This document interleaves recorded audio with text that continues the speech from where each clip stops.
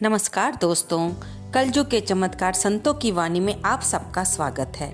दोस्तों, आज मोक्षदा एकादशी यानी कि गीता जयंती है और आज से हम माँ भगवत गीता की आराधना करके रोज उनका एक एक अध्याय और उसका महात्म्य पढ़ने का और सुनने का प्रयास करेंगे। श्री गणेशाय नमः। श्री ओम नमो भगवते वासुदेवाय विश्वेश्वराय। आदि पुरुष अपरंपार अलेख पुरुषाय नमः। जगत बंधु ज्योति स्वरूप जिए की जाननहार हरि जश मांगन आयो दास प्रभु के द्वार। श्री भगवान ने अर्जुन को जो गीता ज्ञान दिया सो मुझे मिले। हे भव भय भंजन श्री कृष्ण जी शो किशोर दास मांगता है। हे प्रभु, गीता ज्ञान के उच्चारण करने से तुम्हारे भगत पूर्ण ब्रह्मा को पाते हैं। हे प्रभु, मैं आपकी शरण में पड़ा हूँ। किशोर दास अति दीन गरीब है और आप परम प्रवीण आरत दुख भंजन हो। हे श्री कृष्ण भगवान, तेरे संतों और भक्तों के हेतु मैं ये ज्ञान भाषा में कहता हूँ। दोस्तों, हम जो ये भगवत गीता का अध्ययन करने जा रहे हैं ये श्री किशोर दास किशन दास जी द्वारा रचित है और हम अब श्री गीता के ज्ञान की कथा को प्रारंभ करने जा रहे हैं। जब कौरव पांडव महाभारत के युद्ध को चले तब राजा धृतराष्ट्र ने कहा, मैं भी युद्ध को देखने चलूँगा। तब श्री व्यास जी ने कहा कि राजन, आप युद्ध को बिना नेत्रों के कैसे देखोगे। तब राजा धृतराष्ट्र ने कहा, मैं श्रवण तो करूँगा, अगर देख नहीं सका तो। तब व्यास जी ने कहा कि राजन, तेरा सारथी संजय, इसे मैं दिव्य दृष्टि प्रदान करूँगा जिससे ये महाभारत के युद्ध को कुरुक्षेत्र में वो जैसा होगा यहाँ पर बैठे ही आपको श्रवण करवा देगा। ऐसा करके व्यास जी ने संजय पर कृपा करी और संजय की दिव्य दृष्टि और बुद्धि दिव्य भई। अब आगे महाभारत का कौतुक कहते हैं, सो सुनो। 7 अक्षौहिणी सेना पांडवों की और 11 अक्षौहिणी सेना कौरवों की, ये दोनों सेना कुरुक्षेत्र में एकत्रित हुई। धृतराष्ट्र ने जब पूछा, हे संजय, धर्म के क्षेत्र कुरुक्षेत्र में युद्ध की इच्छा से एकत्र हुए मेरे और पांडु के पुत्रों ने क्या किया। तब संजय ने कहा कि पांडवों की सेना को व्यूहित देखकर दुर्योधन आचार्य द्रोण के समीप जाकर कहने लगे, हे आचार्य, देखिए आपके शिष्य बुद्धिमान दुप्त पुत्र ने पांडवों की बड़ी सेना की कैसी व्यूह रचना की है। इस सेना में अर्जुन, भीम जैसे बड़े बड़े धनुधारी वीर विराट, महारथी द्रुपद, धृष्टकेतु, चेकितान, बलवान काशीराज, पुरजित, कुंती भोज, नरों में श्रेष्ठ, शैव्य, पराक्रमी युधामन्यु, बलवान उत्तमौजा, अभिमन्यु और द्रौपदी के पुत्र सबके सब महारथी हैं। हे ब्राह्मण श्रेष्ठ, अब मैं अपनी सेना के प्रधान सेनापतियों के नाम बताता हूँ। आप भीष्म पितामह, कर्ण, कृपाचार्य, अश्वत्थामा, विकर्ण, भूरिश्रवा और बहुत से शूरवीर मेरे लिए प्राण तक देने को तैयार हैं। ये लोग शस्त्र चलाने में निपुण हैं।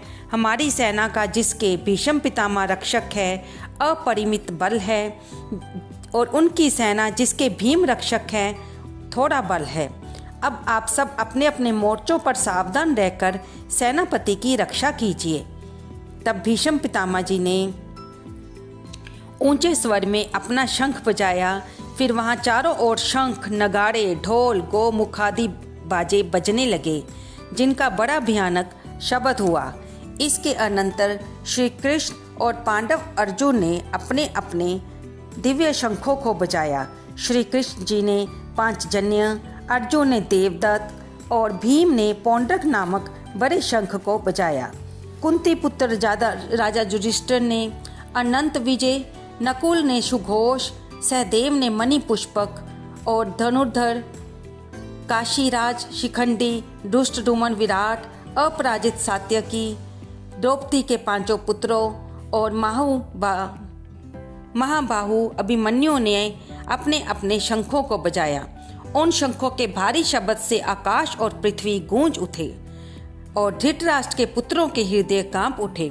हे राजन, अर्जुन ने कौरव को युद्ध के लिए प्रस्तुत देखकर धनुष उठाकर श्री कृष्ण से कहा कि हे अच्युत, मेरे रथ को दोनों सेनाओं के बीच में खड़ा कीजिए ताकि मैं युद्ध करने वालों को देख लूं कि इस रणभूमि में मुझे किन किन के साथ युद्ध करना है। दुर्बुद्धि दुर्योधन की प्रीत करने वाले जो युद्ध के लिए यहाँ एकत्रित हुए हैं, मैं उनको देखूंगा।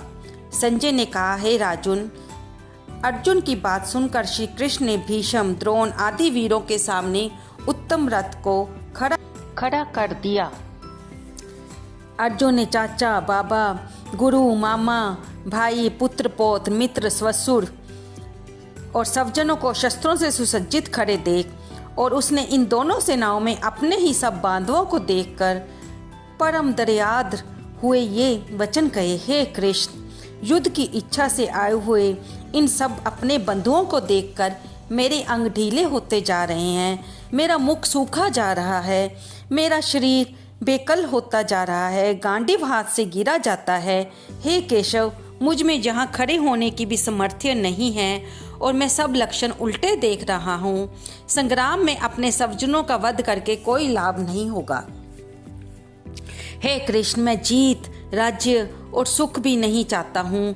हे प्रभु, हमको राज्य, भोग तथा जीवन से क्या काम है, क्योंकि जिनके लिए राज्य, भोग और सुख की इच्छा की जाती है वे सब तो इस युद्ध में अपने प्राण और धन की इच्छा छोड़कर मरने को तैयार हैं।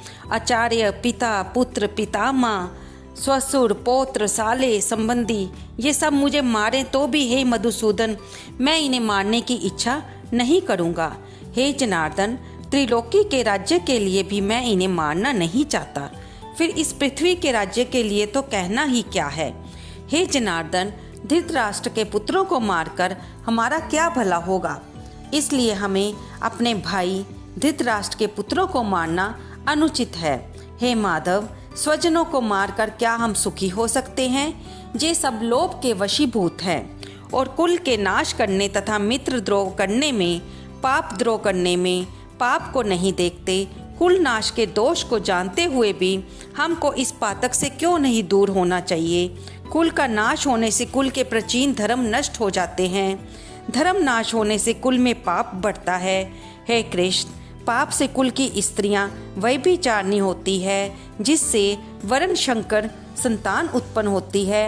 वह वरण शंकर जिन पुरुषों ने कुल को नष्ट किया है उनको तथा उस कुल को नरक में पहुंचाते हैं, क्योंकि श्राद्ध और तर्पण आदि बंद हो जाते हैं। वरण शंकर बनाने वाले दोषों से कुल ध्वंसकों के जाति धर्म और कुल धर्म निरंतर नाश होते हैं। हे जनार्दन, मैंने बराबर सुना है कि कुल धर्म नष्ट होने से निश्चय नरकवास करना पड़ता है। हाय, हम बड़ा पातक करने को तैयार हैं, जो राज्य सुख के लोभ से स्वजनों को मारने की कोशिश कर रहे हैं। शस्त्रों को धारण किए हुए धृतराष्ट्र के पुत्र यदि मुझे शस्त्र रहित और उपायहीन को रणभूमि में वध कर डालें तो मेरा बहुत कल्याण हो।